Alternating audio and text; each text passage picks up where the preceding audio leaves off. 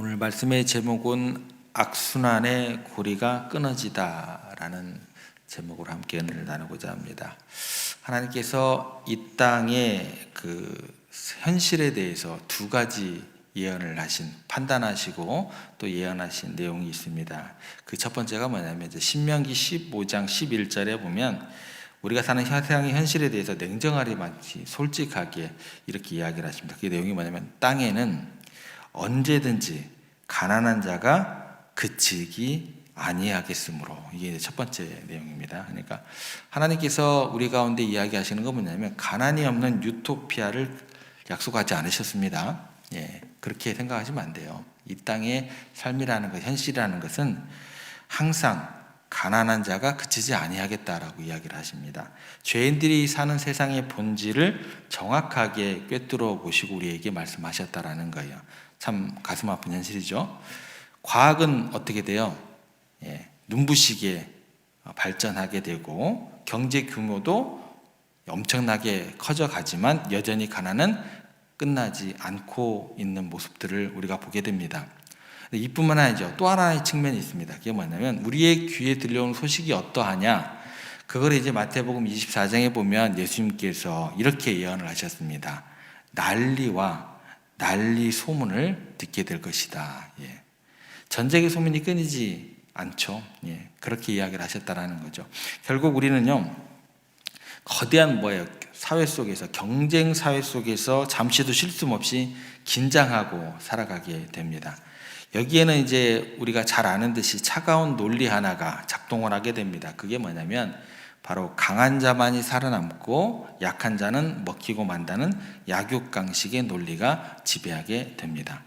그래서 상처받은 영혼들은 이제 이렇게 생각을 하게 돼요. 뭐라고 생각하게 되냐면 내가 조금이라도 틈을 보이면 뭐예요? 죽는다라는 거예요. 그래서 본능이 정말 발달한 게 뭐예요? 동물의 세계죠. 조금이라도 틈만 보이면 죽는다고 생각하게 되는 거예요, 사람들도. 그래서 뭐라고 얘기하냐면 내가 죽을 바에야 먼저 밟고 올라서지. 이게 이제 하나의 우리가 매일 주문처럼 외우면서 살아가는 뭐가 되어버려요? 생존의 법칙이 되어버렸습니다. 이것이 바로 우리가 갇혀있는 지독한 악순환의 고리가 되는 거예요. 그래서 오늘 말씀의 제목이 악순환의 고리를 끊어지다라는 제목으로 연결이 되는 겁니다. 그런데 이렇게 답답하고 절망적인 상황 한복판에서 우리가 지금 어느 계절을 지나고 있어요? 겨울이요 이러시면 안 돼요. 뭐예요? 대림절. 여러분들, 대림절이 굉장히 중요한 시간입니다. 1년의 교회력의 시작이에요. 근데 이게 느낌상 어떻게 접근되냐면 성도들이 고난주간은 뭔가 굉장한 기간으로 접근을 하는데 대림절 하면은 캐롤이 울리고 눈 내리고 이렇게만 생각을 해요. 아니에요, 여러분들. 더욱더 깨어 기도하셔야 되는 기간이에요. 부활절도 굉장히 중요한 절기지만 성탄절도 그에 못지않는 그 시작이거든요. 굉장히 중요한 절기다라는 것. 제가 새벽기도 나오라고 얘기를 하는 게 아니고 대림절을 맞이하고 있습니다. 그죠? 대림절이 뭘까요, 여러분들? 이미 우리를 덮친 어둠을 보면서 한숨 짓는 시간이 아니에요. 아픔을 보고 눈물 흘리는 시간이 아니에요. 현실이 답답하다고 한숨 짓는 시간이 아니에요. 그 어둠을 뚫고 장차 우리에게 오실 찬란한 빛을 내다보는 시간이 뭐예요? 대림절의 시간입니다. 부활의 아침도 마찬가지예요. 고난주간도 고난을 바라보는 게 아니고 부활의 아침을 기다리는 것. 대림절도 마찬가지입니다. 어둠에 한숨 짓는 것이 아니라 어둠을 뚫고 장차 우리에게 빛으로 오실 그 주님을 기다리는 시간이에요.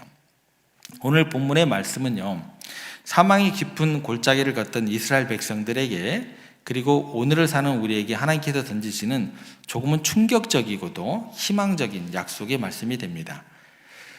그날이 언제 올지 알까요, 모를까요? 근데 알 수는 없습니다. 그런데 한 가지는 확실하게 우리 가운데 전해지는 이야기가 있어요. 뭐냐면 예언자, 이사야 예언자가 분명히 보았던 한 가지만은 확실합니다. 뭐냐면 이 전쟁 자체가 영원하지 않다는 것과 이 악순환의 고리가 반드시 끊어지는 날이 온다라는 것 이야기를 합니다.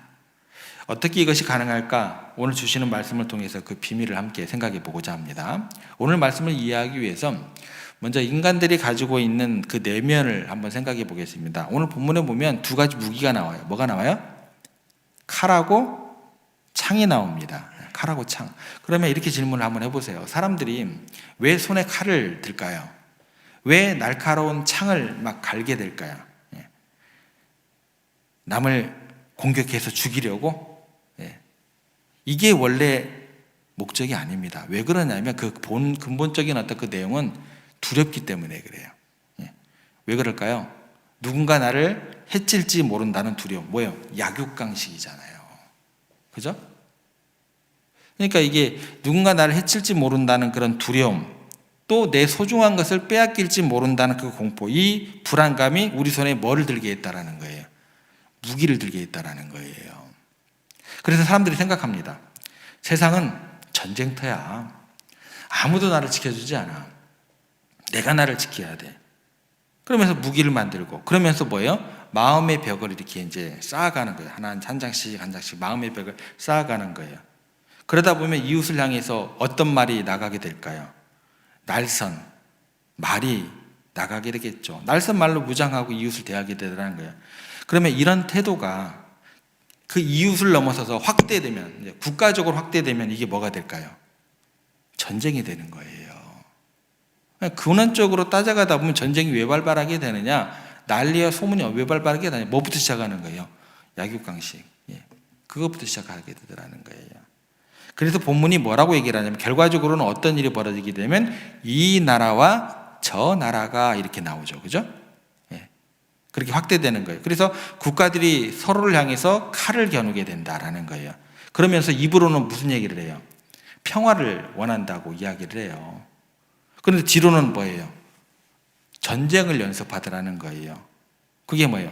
더 강력한 미사일 만들고 더 파괴적인 무기를 개발해가지고 평화가 유지된다고 눈에 보이는 거짓말을 하고 있다라는 거예요. 하지만 여러분, 이게 진짜 평화일까요? 아니죠. 언제 터질지 모르는 휴화산일 뿐이다라는 거예요. 그래서 뻥 하고 한 번씩 터지잖아요. 내가 살기 위해서 남을 죽여야 하는 구조고, 내가 이기기 위해서 남을 밟아야 하는 경쟁, 이 악순환의 고리가 현대인들의 삶을 질식시키고 있다라는 거예요. 그러면 과연 이 견고한 고리가 끊어질 수 있겠냐라는 거예요. 근데 이사야 선지자가 뭐래요? 끊어진다라고 이야기해요. 근데 그날이 언제인가는 모른다는, 그 말을 지명하면 안 돼요. 비성경적이 되는 거예요. 그때부터는 또. 이사야 선지자가 이 암울한 현실위로 하나님의 놀라운 비전을 겹쳐서 우리 가운데 이야기해 줍니다. 이스라엘 옛 성읍을 한번 생각해 보시기를 바랍니다. 그곳에 뭐가 있어요? 오늘 보면 대장간이 있었어요. 할 일 많은 대장자들이 가득합니다. 쇠를 두드리는 망치 소리가 들리게 됩니다. 캉캉캉 소리가 들리죠. 그들이 시뻘겋게 달궈진 쇠를 치고 있다라는 거예요. 그런데 그들이 지금 무엇을 만들고 있는가가 우리들에게 이제 주목되어야 할 어떤 그런 내용입니다. 본문의 묘사를 자세히 보시면 무리가 그들의 칼을 쳐서 보습을 만들고 그들의 창을 쳐서 낫을 만들 것이며, 이게 굉장히 변화되는 순간 드라마틱하게 이제 묘사가 되는 장면이다라는 거예요. 여기서 보습이라는 건 뭐냐면 땅을 갈아엎는 쟁기의 날을 보습이라고 이야기를 해요. 그러니까 생명을 심기 위해서 흙을 부드럽게 하는 도구다라고 생각을 하시면 됩니다. 낫은 뭐예요? 여러분들이 잘 알듯이 다 자란 곡식을 거두기고 또 가지를 쳐서 열매를 맺게 하는 도구가 낫이죠. 그러니까 무슨 얘기가 되냐면 사람을 찌르고 베든 살상의 도구인 칼이 딱딱한 땅을 기경하며 생명을 심는 보습으로 바뀐다, 이 얘기가 숨어져 있는 거죠. 그죠? 그리고 상대를 겨누던 파괴의 도구의 창이 풍성한 열매를 거두는 멋으로 변화된다, 낫으로 변화되고 있는 장면을 그리고 있다라는 거예요. 그러면 이것은 단순한 무장해제가 아니에요. 목적하고 본질이 변화되고 있다라는 거예요. 그러니까 그 쇠붙이에 서려 있는 뭐가 빠져나가는 건 줄 아세요? 살기가 빠져나가는 거예요. 그 자리에 뭐예요? 생명을 돌보는 온기가 채워지는 장면이다라는 거예요. 그런 그림을 그리셔야 돼요. 그러니까 위협적인 경쟁 관계가, 서로 죽이던 관계가 정반대로 뭐로 관계로 바뀌는 거예요? 서로 살리는 관계로 바뀐다라는 거예요. 이것이 창조의 본래 모습으로 회귀하는 겁니다. 그러면 어떤 일이 벌어지게 되냐면 각 개인과 각 국가는 본래의 소명을 되찾게 되는 거예요. 하나님이 만드신 지구를 보살피게 되고 피조물들을 아끼게 되는 것이고 이웃들에게 너그럽게 대하는 것이 되는 것이고 수고함으로 모두가 넉넉해지는 삶, 악순환의 고리가 끊어지고 삶이 회복되는 기적. 이사야는 이 가슴 벅찬 환상을 하나님으로부터 보았다라는 거예요. 이 장면입니다. 그런데 여러분들 이 환상을 본 이사야가 그 환상을 본 대로 이것을 가지고 설명을 해요. 이제 제가 설명했던 것처럼 이스라엘 백성들에게 이 예언을 들었을 때 이스라엘 백성들은 어땠을까요? 이 말씀이 처음 선포되었을 때는요, 기원전 8세기입니다. 당시 최대 강국이었던 아수르 제국이 잔인한 칼을 휘두르면서 주변 나라를 막 집어삼키고 있었어요. 이스라엘 백성들이 어때요? 공포에 떨었습니다. 그런데 이사야 선지자가 갑자기 나타나서 그 환상을 보고 설명을 해서 막 이야기를 해요. 칼을 쳐서 보습을 만들어라. 또 무기를 버리고 농기구를 들어라. 이 얘기를 들은 이스라엘 백성들이 이해가 돼요? 적군들이 칼을 들고 쳐들어오는데 무기를 버리라니요. 당장 죽으라는 소리와 다를 바 없어 보이잖아요. 그들에게 이 말씀은 무슨 얘기가 될까요? 뜬구름 잡는 소리가 될 것이고 그저 꿈 같은 동화 같은 이야기로 들렸을 겁니다. 그러면 다시 적용을 해볼게요. 지금 여러분들이 살아가는 세상은 또 어떻습니까? 마찬가지죠. TV만 켜면 우크라이나에서 중동에서 포탄이 터지는 장면을 보게 됩니다. 핵무기가 있느니 없느니 서로 위협합니다. 이런 살벌한 세상에서 칼을 녹여 호미를 만들려고 하나님께서 하시고 계신다라는 거죠. 우리의 이성으로는 도저히 받아들일 수 없는 어떤 그런 내용들이 선포가 됩니다. 현실을 몰라도 너무너무 모른다고 반문하고 싶어질 정도다라는 겁니다. 그럼에도 불구하고 지금 우리가 지내고 있는 대림절을 맞이하는 우리는 여기에서 생각을 한번 뒤집어 봐야 돼요. 도대체 무엇이 현실이고 무엇이 비현실인지 뒤집어서 생각을 해보셔야 돼요. 어떤 게 정상이고 어떤 게 비정상인지 생각하시면서 신앙생활 하시라는 거예요. 쉬운 예를 하나 들어드리겠습니다. 어떤 사람이 병에 걸렸어요. 막 고열에 시달려 힘들어해요. 온몸이 아프고 기침이 멈추지가 않습니다. 이 사람에게 아픈 상태는 지금 겪고 있는 현실이에요, 비현실이에요? 안 아파 한다고 그게 안 아파져요? 지금 그 사람이 겪고 있는 분명한 현실은 맞습니다. 하지만 여러분 생각해 보세요. 아픈 것이 그 사람의 원래 모습이었어요? 아니잖아요.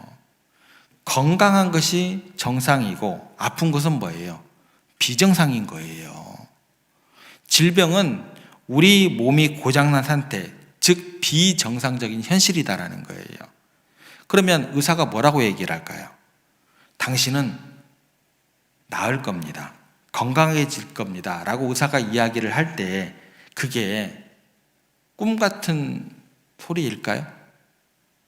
의사가 그렇게 환자에게 얘기하는데 그게 꿈 같은 소리고 이루어지지 않을 얘기를 의사가 환자한테 그렇게 할까요? 의사들 이런 얘기 잘 안 합니다. 확정되어져서 그 병에 대해서 나을 거라고 얘기 잘 안 해요. 뭐를 줘요 항상? 겁을 잔뜩 주죠. 그잖아요. 의사들이 환자에게 나을 겁니다, 건강해질 겁니다 라고 말할 때 그것은 꿈 같은 이야기가 아니다라는 거예요. 근데 현실은 뭐예요? 아파 죽겠어요. 고통이 끊이지가 않아요. 그래서 병원 간 거잖아요. 의사가 그렇게 얘기하는 것은 뭐냐면 비정상을 내가 정상으로 만들어주겠다, 되돌리겠다는 뭐가 되는 거예요? 확정된 치유의 선언이 되는 순간이다라는 거예요. 이사야 예언도 마찬가지입니다. 서로 미워하고 죽이고 짓밟는 이 약육강식의 세상, 우리는 이것을 어쩔 수 없는 현실이라고 말하지만 하나님이 보시기에는 뭐예요? 어쩔 수 없는 게 아니에요. 이건 뭐예요? 병든 세상입니다. 죄로 인해 고장난 비정상적인 세상입니다. 하나님께서 태초에 에덴 동산을 만드셨을 때 그곳에 칼이 있었습니까? 그곳에 전쟁이 있었습니까? 없었습니다. 서로 사랑하고 서로 돌보는 평화, 그것이 하나님께서 만드신 세상이었습니다. 그러므로 이사야가 말하는 전쟁이 그치는 세상은요, 불가능한 이야기가 아니에요. 단지 그 날이 언제인지 모를 뿐이에요. 죄로 인해 병든 지구가 치유되는 과정이 되는 것이고 비정상적인 역사가 정상으로 회복되는 시간이 되는 겁니다. 그렇다면 이 깊은 병을 누가 고칠 수 있을까? 이제 여기 질문에 도달하게 됩니다. 우리의 노력으로 될까요? 평화조약으로 될까요? 아닙니다. 조약해놓고도 언제 뒤집었냐 모르게 뒤집어 버리고. 그래서 본문은 가장 중요한 해답을 우리에게 줍니다. 그 해답이 뭐냐면 그가 열방 사이에 판단하시며 많은 백성을 판결하시리니. 평화의 주체가 우리가 아닙니다. 유엔이 아닙니다. 강대국의 조약이 아닙니다. 그 시작이 뭐예요? 그가 누구시라고요? 하나님이시다라는 거예요. 하나님께서 뭐 하신다고 얘기를 하세요? 판단하시며 판결하신다. 이 말이 뭘까요? 하나님의 통치가 온전히 임하신다라는 거예요. 그러니까 하나님께서 삶의 시시비비를 가려주신다는 거예요. 억울한 자의 눈물을 닦아주시고 교만한 자의 폭력을 멈추게 하는 하나님의 정의로운 재판이 시작된다는 뜻입니다. 심판자가 하나님이시기에 우리는 더 이상 내가 복수하려고 칼을 들 필요가 없다라는 선포가 되는 겁니다. 하나님께서 통치하시기에 우리가 불안해하며 창을 갈 필요가 없다라는 이야기가 되는 거예요. 그렇다면 이 놀라운 변화가 도대체 어떻게 가능하게 될까? 이제 우리에게는 새로운 가능성이 열렸고 그게 뭐냐면 하나님의 사랑 때문에 가능하다라는 거예요. 아들을 내어주시기까지 우리의 모든 고통을 대신 짊어지신 그 십자가의 능력 때문입니다. 세상은요, 보복하는 힘이 능력이라고 이야기를 해요. 얼마나 강력하게 적을 타격하는가. 그 힘이 클수록 뭐예요? 그게 능력이다라고 얘기를 해요.